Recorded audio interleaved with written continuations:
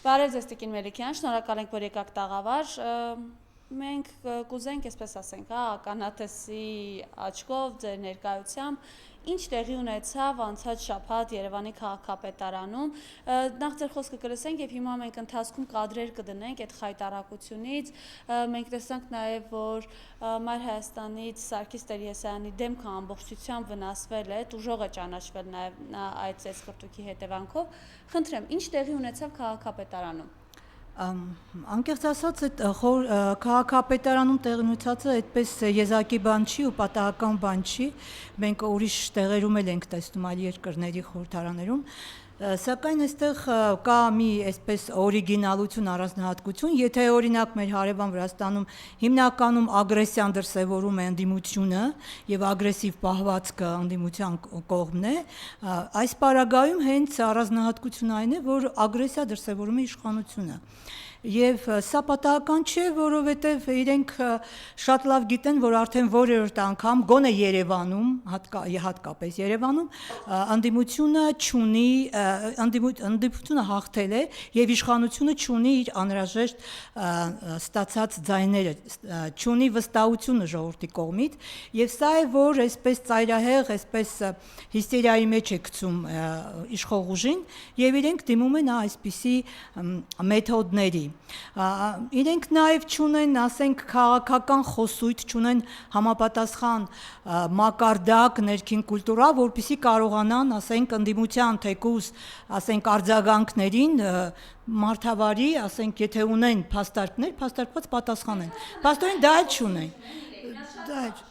Անկեղծ, եթե ես այդ տեղը լինեի, խելով կգռեի, ձեր ցուցակի երկրորդ համարը մեղադրվում է պետական դավաճանության մեջ։ Մի րոպե խոսում եմ։ Դու գնացեք ձեր պետական դավաճանության մեջ մեղադրվող ձեր լիդերի մասին մտածեք ու տեղից էլ վերջ չթռնեք ելույթների ժամանակ։ Սուս կմնաք ելույթների ժամանակ։ Արմենակ Դանիելյան, ձեր դիչսրա։ Ալը լսի այդտեղ դու ես այդտեղ արա, հանգստացուտը, դավայ ստուս։ Դուրս գել հետքերս կասեմ կես իշկնի, արմենակ դա։ Ուսրան արդեն հաջորդ ես ձեզ կրտուքը շշտեցին դրանք և արդեն շատ կատրակ ես կադրել է լսարան հասկանային չի մասին է խոսքը։ Բայց կրկնել իմաստ չունի։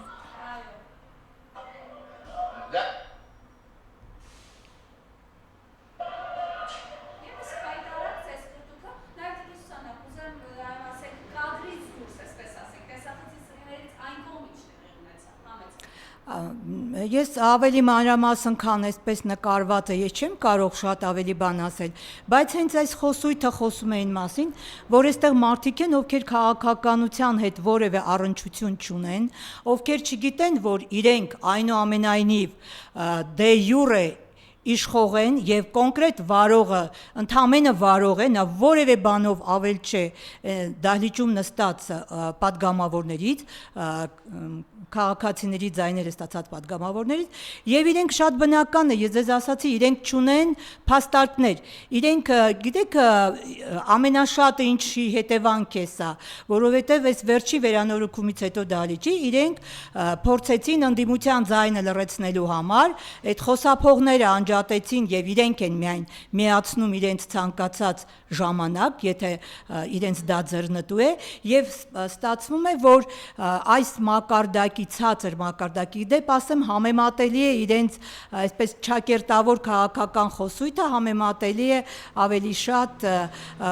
այդ ոչ այսպես լավ վարք ունեցող կնոջ կամ չկայացած մարդկանց խոսույթին ցածր մակարդակ, ցածր մշակույթ, ներքին կուլտուրայի բացակայություն եւ իրենց տեղը դերը չհասկանալու, այսինքն չեն տեսել այս մարդիկ պատից կախ, միանգամից տեսել են ճակատից կախ եւ բնականաբար իրենք պետք է դիմեն նման մեթոդների եւ իրենց այդ հիստերիկացումը, անկեղծ ասեմ, ոչ մի լուրջ պատճառ չուներ, պարզապես մենք ստիպած էինք, ասենք, իրենց այդ ասեկոսեի մակարդակով, այդ կանացի, այսպես բամբասանքի մակարդակով պիտակավորումներին ընդհանրապես տեղից 1-2 արձագանք հնչեցնել եւ փաստորեն քանի որ լրատվամիջոցներին էլ իրենք մեկուսացրել են հատուկ ապակեպատ այսպես անթափանց այդ բանով ձայնամեկուսիչ, այսպես ապակիով մեկուսացրել են դահլիճից, որպեսզի լրագրողներն էլ չտեսնեն ինչ է կատարվում, ով ինչին ինչ արձագանք է։ Ես կոնկրետ տեղից մի երկու արձագանք արել եմ, ասել եմ դուք նոր կոմսոմոլ եք, ոնց որ նոր վերածնված կոմսոմոլ եք կամ պարտիան մեռավ, կեցե պարտիան։ Իրենք ուզում են միահեծան, միակուսակցական այսպես համակարգի պայմաններում աշխատել եւ դրա համար այդպես շատ հուզվում են այդ տղայի շիշ շպրտելն էլ այդ թեկուս սեղանին այդ լրիվ անտեղի կողքից ուղակի նայում ես ծիծաղդ պիտի գա պարզապես հնարավոր չի այդքան հանդուրժել հասկանում եք մենք պիտի կամ իջնենք իրենց մակարդակին կամ եթե չենք իջնում իրենց մակարդակին պիտի թույլ տանք որ իրենք իրենց բամբասանքներով ասեկոսներով ընդ որում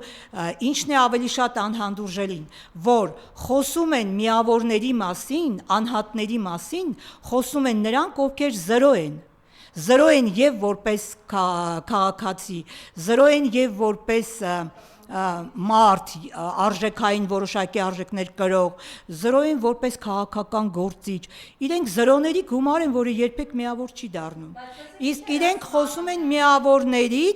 միավորներից այն մարդկանցից ովքեր կայացած են ովքեր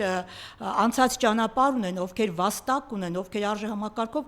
բազմաթիվ անգամներ իրենցից ավելի են իրենց համար անհասանելի փառքի գագաթն են այն մարդիկ ում վրա իրենք վայրահաչում են ես սա կարծում որովհետև եթե մենք դիմեինք եւ եթե օրինակ կենտրոնական ընտրական հանձնաժողովը այդ ուժերին հանել ընտրապայքարից 5 տարի որ լաց եւ որնոց էինք լսելու այն մասին որ այդ ընդդիմադիր ուժերը գալու էին հաղթելու էին եւ մենք դա նրանց թույլ չենք տվել այ հենց այսպես պետք է ընտրակաշարքով փորձը կատարեին, գնայիք գլխով պատին խփեիք, գլուխները ջարդեիք ու հիմա էլ կաշիները քերթվելու է։ Բոլոր ընտրակաշարք բաժանողներին է։ Բոլորինը ու այո պարոն Թորոսյան, այդ կոնկրետ ընտրակաշարք բաժանողներին է, ովքեր որ այս պետության դեմ փորձել են հանցանք գործել եւ փաստացի չի ստացվել։ Կաշիները քերթվելու է։ Ես ձեզ խոստանում եմ։ Ուրեմն խոսում է մեկը, ում քաղաքական ուժը հենց այդ ընտրակաշարքների միջոցով է քվեարկել իրենց օգտին։ Աշխարհին է հայտնի եւ ամբողջ հայ ժողովուրդը շատ լավ գիտի, ավելի ճիշտ ազգը գիտի, որ ժողովրդի այն հատվածն է ձայն տվել այսօրվա իշխանությանը, ովքեր ընդհանրապես կամ լուրջ կրթություն չունեն, կամ արժեհամակարգ չունեն, ազգային արժեհամակարգ չունեն, կամ վախեցած են ինչ-որ բանից խոսքը պաշտոնյաների մասին է, եւ կամ այո կաշառքներով Նիկոլ Փաշինյանի բաժանած այս իշխանության բաժանած կաշառքները շատ հանրահայտ են, նույնիսկ ապացուցելու կարիք չունեն եւ անդիմադիրները նույնիսկ եւ սահմանադրական դատարանում եւ շատ ասենք ատյաններում այդ բոլորը ներկայացնում են ամենամեծ կաշառակերը իրենք կաշառքի անունով իբր թե կոռուպցիայի անունով թմկահարելով կոռուպցիան եկան իշխանության, բայց փաստորեն այսօր դարձել են ամենամեծ կաշառակերները, ամենամեծ կոռուպցիոներները, ընդամենը մի քանի տարում նա հիշեք այդ մարդկանց վիզը, ինչ վիզեր, ինչ քանի տարում այդ հաստացան, փորները ուռեց, չգիտեմ ինչ դարձան, այսինքն չտեսները եւ չգիտեմ հասարակության են ցածր արժեքային համակարգը ունեցող մարդկանց ներկայացուցիչները ապազգային ուժերը եկել են իշխանության, բռնազավթել են իշխանությունը արդեն երկար տարիներ եւ ես նորից կրկնվեմ երկրորդ անգամ այս մարդիկ փաստորեն պարտություն են կրել կոնկրետ Երևան քաղաքը արդեն երկրորդ անգամ 23 թվականին, այս 26 թվականին ընտրություններում Երևան քաղաքը ձայն չի տվել քաղաքապայմանագիր կուսակցությանը։ Ես նույնիսկ իմ տեղամասի մասով տվյալներով կարող եմ ասել ընդամենը 3 փոքր տեղամասեր, որոնք մի շենքում տեղավորվում էին, եւ դա գտնվում էր ամենաիշխանամետ, ամենանիկոլական թաղամասում։ Նույնիսկ այդտեղ 60-ից 80 ձայնով հավաքական ընդդիմության ձայները ավել են եղել, քան իշխանության ձայնը։ Հենց սա է, որ իրենց այդպես զայրացրել է, ոչ միայն զայրացրել, այլ վախեցրել է, որտեղ բղավում են նրանք այդպիսի լեքսիկոնով խոսում են նրանք, այդպիսի խոսույթով, ովքեր վախեցած են, ովքեր վստահ չեն իրենց ստացած ձայների վրա, ովքեր վստահ չեն, որ իրենք իշխանություն են։ Այս մարդիկ այդպես չկայացած եկան իշխանության եւ նույնիսկ պաշտոնը չկայացած մարդկանց, ես արդեն որպես մասնագետ եմ ուզում ասել, էթնոհոգեբան որպես չկայացած մարդկանց պաշտոնն անգամ չի կայացնում, այս մարդիկ չկայացած են ու շատ բնական է այս վիճակը իրենց։ Գիտեք ինչ, ընդդիմադիր ուժերը ավելի այսպես բան են, այսպես հանդուրժող են եւ ավելի այդպես շատ բաներ հասկանում են, մտածելով, որ միևնույն է դիմացինը չի հասկանում, իսկ չհասկացողին կամ դիմացինը հատուկ ինչ որ քաղաքական խնդիրներ է փորձում լուծել, ինչ-ինչ տեխնոլոգիաներ է փորձում կիրառել, իդեպ ասեմ էդ էլ 2-3 տարի հետո նոր սկսեցին սովորել քաղտեխնոլոգիան ինչ բան է եւ փորձում են նման տեխնոլոգիաներ կիրառել, դրա համար շատ հաճախ ընդդիմությունը այսպես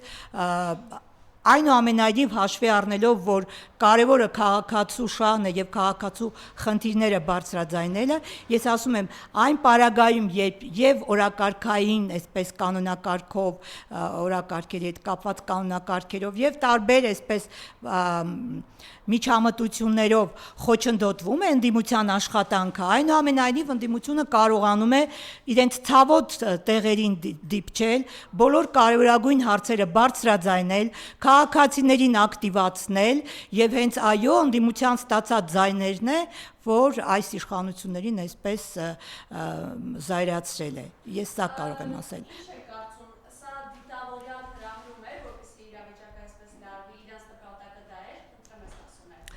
Գիտեք ինչ, ես նույնիսկ մտածում եմ, որ կարող է այդպես հատուկ նպատակել իրենք այդքան չունենային, որտեղ այդքան ուղեղ պետք է ունենան, որ կարողանան այդպես հատուկ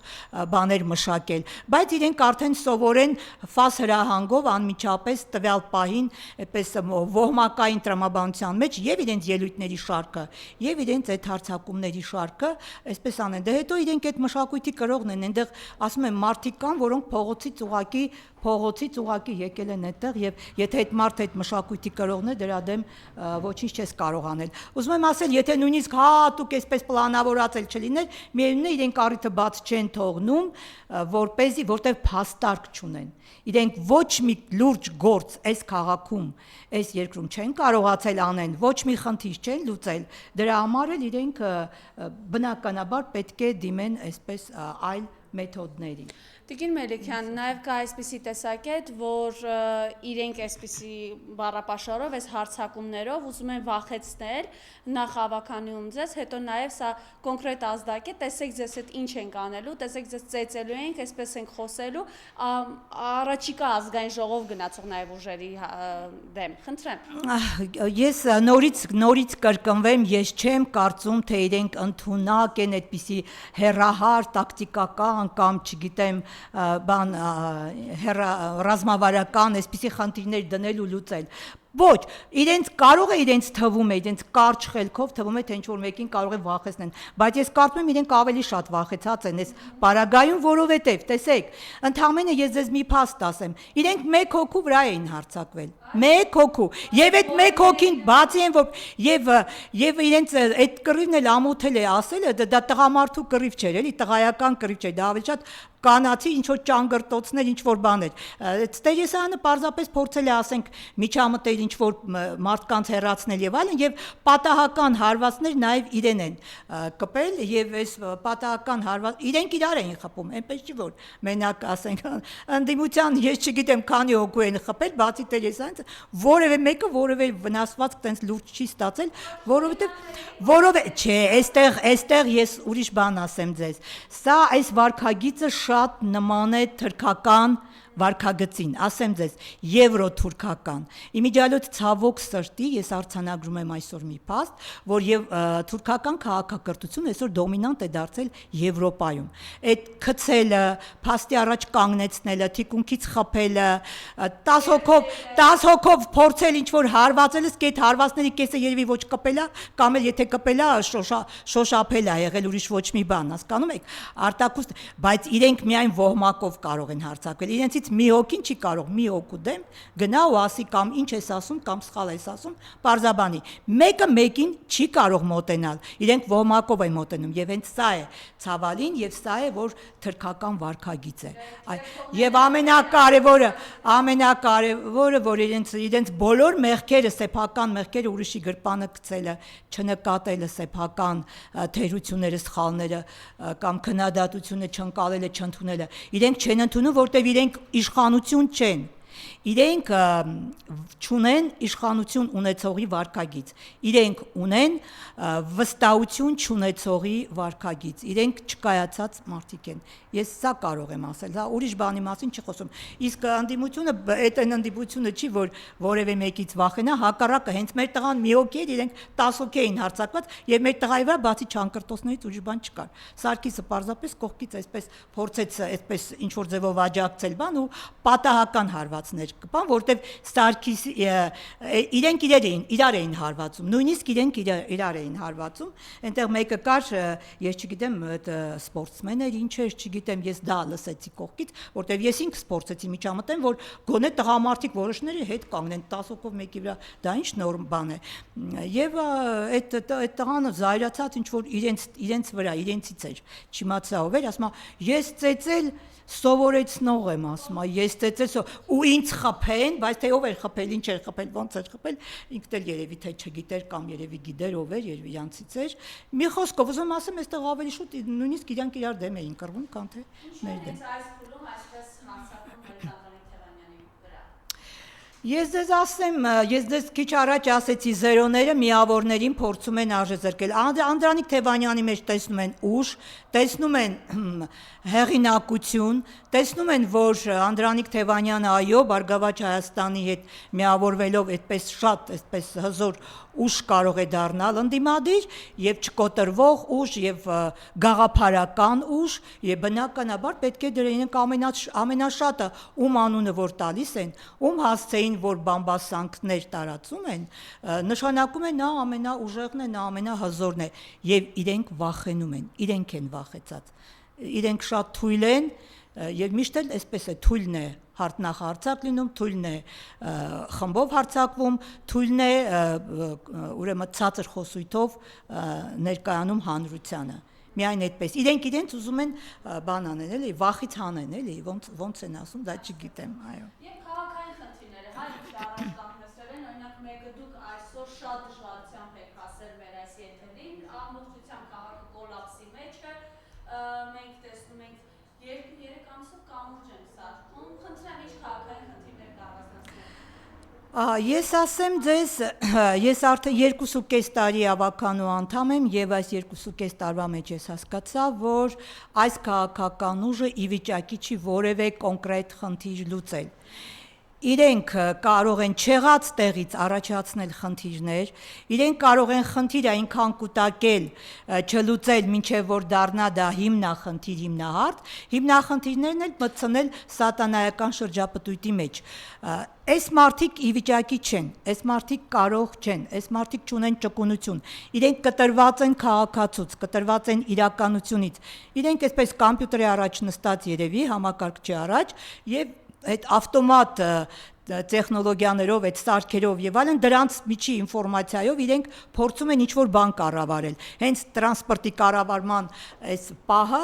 դրա փայլուն ապացույցն է։ Իրենք հսկայական գումարներ ծախսեցին, նոր ինչ-որ կառույց ստեղծեցին վերահսկողների, բայց այնուամենայնիվ ոչ մի խնդիր չլուծեցին։ Ավելին, ոչ միայն տրանսպորտի խնդիրը լուծված չի, երբ որ մարդիկ ժամանակին 5 րոպեում տեղ էին հասնում եւ 5 րոպեվա 15 րոպեվա ճանապարհը այսօր անցնում են ուրեմն կես ժամից ավել, նույնիսկ մի ժամ, ժամ ու կես, 15-20 րոպեվա ճանապարհ, ասենք կոնկրետ, Չարբախից մինչև քաղաքի կենտրոն հասնելու համար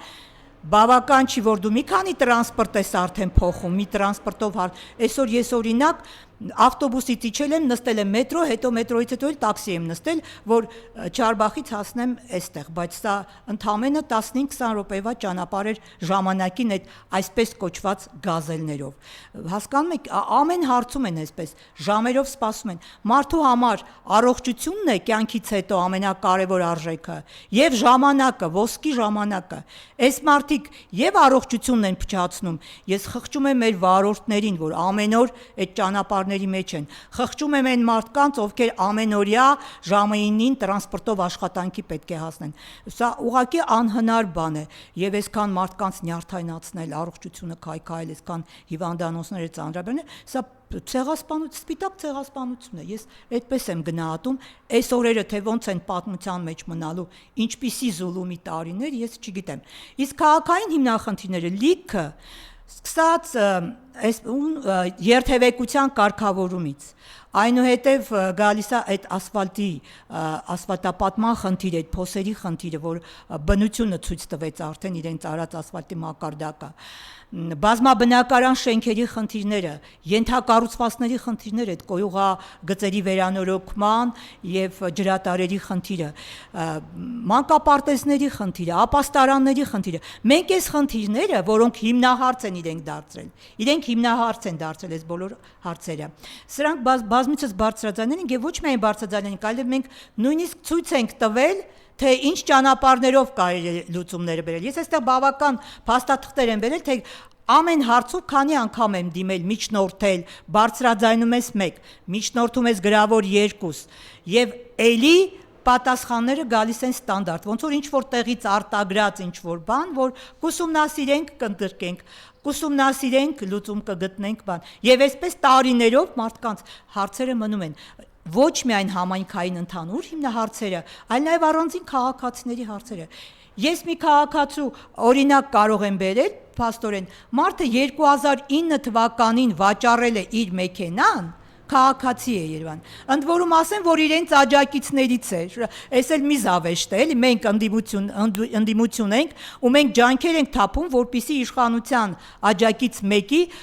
խնդիրը լուծվի։ Այս մարդը փաստորեն, այս քաղաքացին 9 թվականին վաճառել է իր մեքենան, ունի ուրեմն նոտարով հաստատված առքուվաճառքի պայմանագիր,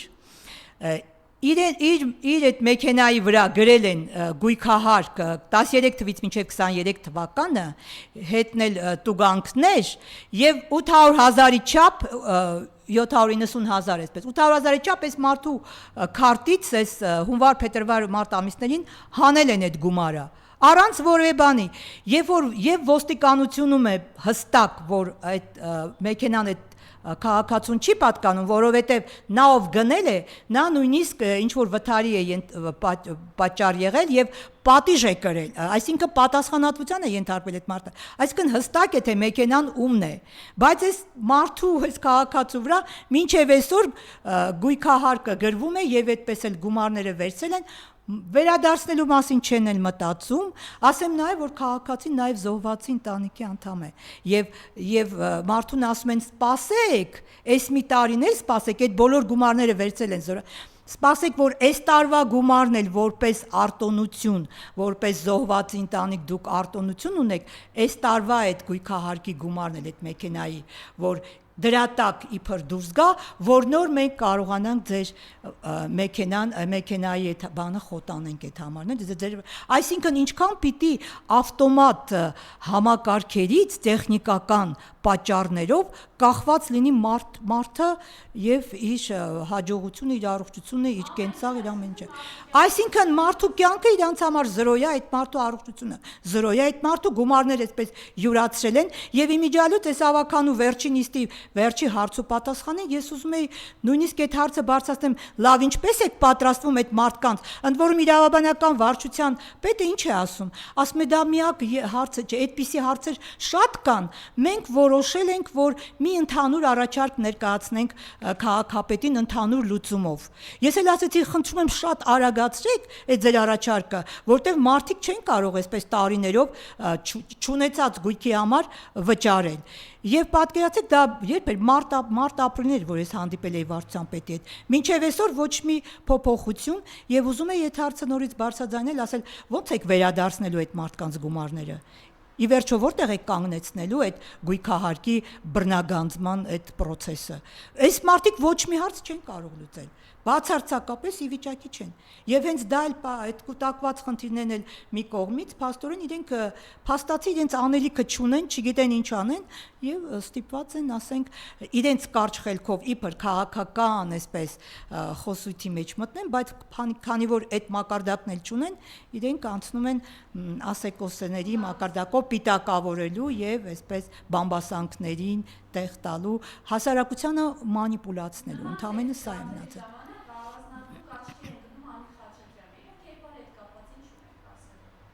Դե ես չգիտեմ, ես իրեն տիկին չեմ համարում, ոչ էլ կին եմ համարում, ես չգիտեմ ինքը ինչ կերպար է, ինչ մարդ է։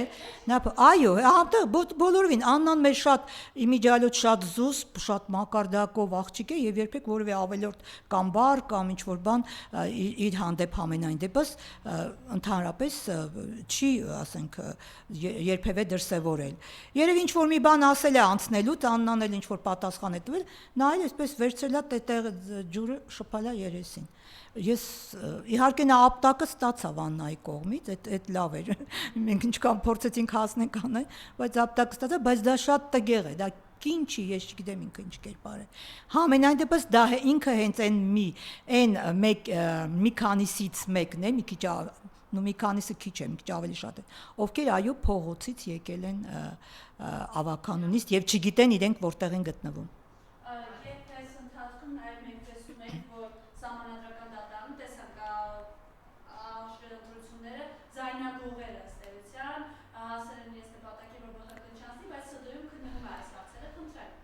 Անկեղծ ասած, Սահմանադրական դատարանից մեծ ակնկալիքներ չունենք, որովհետև այնտեղ հավաքված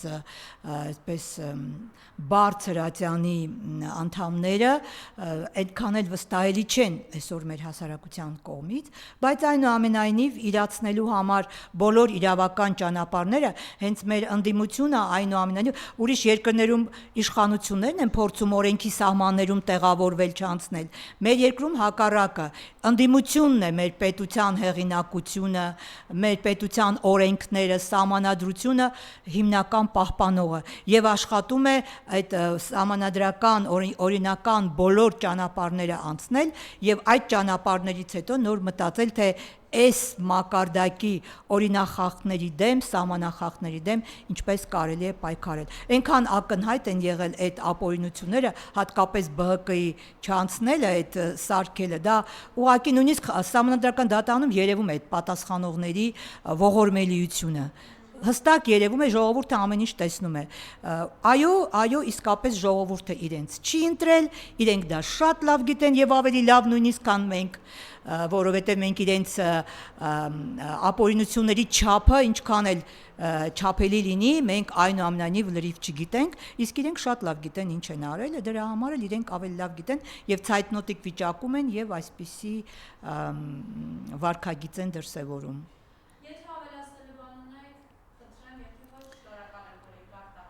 Ես էլ եմ շնորհակալ։ Ինչ ասացինք, տեսանք բան ենք, մեր գրածից